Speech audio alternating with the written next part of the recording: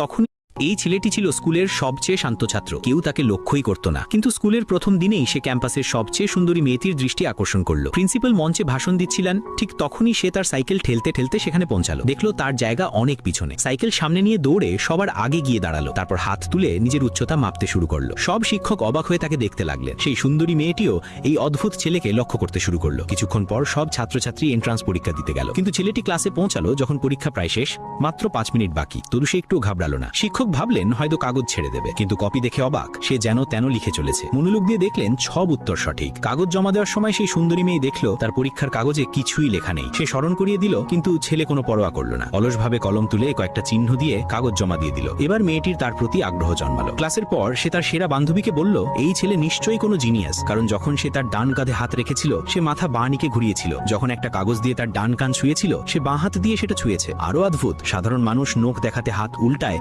কিন্তু সে তা করেনি। এই ছেলেটি ছিল স্কুলের সবচেয়ে শান্ত